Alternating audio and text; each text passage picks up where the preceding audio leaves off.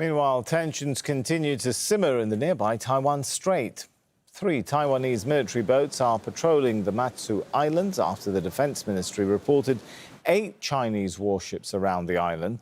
Beijing wrapped up 3 days of military exercises, practicing encirclement of Taiwan on Monday. Richard Haidarian is a senior lecturer in international relations at the University of Philippines. Joins us now from Manila. Good to have you with us. So, are the exercises aimed at sending Beijing a message? Well, there's a lot going on here. So one backstory is, of course, the tension around Taiwan, with China conducting large exercises there. But the other one is also the Philippines pivoting away from the more Beijing-friendly foreign policy of previous President Rodrigo Duterte. And now under Ferdinand Marcos Jr., the Philippines is emerging as the new star ally of the United States, is emerging as a pivotal element of the U.S. integrated deterrence strategy against China. So these war games are happening in the South China Sea. But initially, some part of these war games were supposed to be in the north part of the Philippines, which were close to Taiwan. But actually, opposition from Senator Amy Marcos, the sister of the current president, perhaps convinced the military to kind of relocate them. Nevertheless, the size, 17,000 troops, more than 10,000 American troops, hundreds of troops from Australia, from Japan, and thousands of troops from the Philippines, deployment of Patriot missile systems, application of tactics and strategies learned from the Ukraine front by the NATO forces. All of these things are coming together, not to mention war games that are going to simulate potential war with China in the area. When you put all of those things together, the message is very clear. The Philippines right now is a pivotal element of U.S. strategy in the region against China. All right, and we've got a situation where the U.S. is now allowed to use 4 more Philippine military bases. How much of a strategic difference does that make in the South China Sea? Right. There were originally 5 bases that were supposed to be open to Americans, not permanently, but on a rotational basis.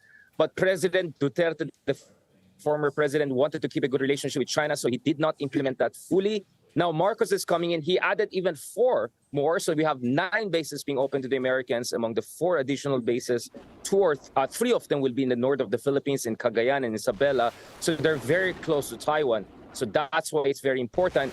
But I think President Marcos Jr. is still trying to hedge his bets and not totally provoke China, because the Philippines has not yet opened up its northernmost bases. It has bases in Mavulis and Fuga Island, which are just over 100 nautical miles from Taiwan's southern shores.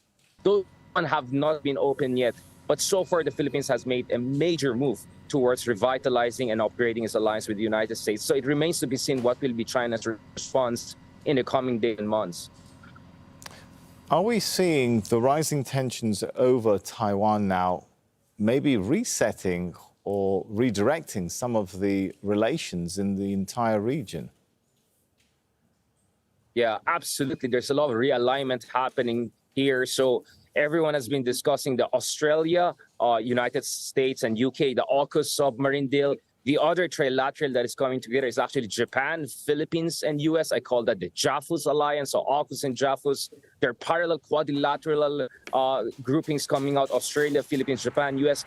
All of them have one thing in common. All of them are about a joint effort by U.S. and its allies to deter China from invading Taiwan. This is not to provoke China, but to deter China, to raise the cost of an invasion of Taiwan, because Taiwan is extremely important to the world economy. And it's a de facto ally of the United States, not to mention just too close to the Philippines and Japan to ignore. And what is happening? How are relations with the EU being realigned? We saw recently visits by EU leaders out to China. Where is that going?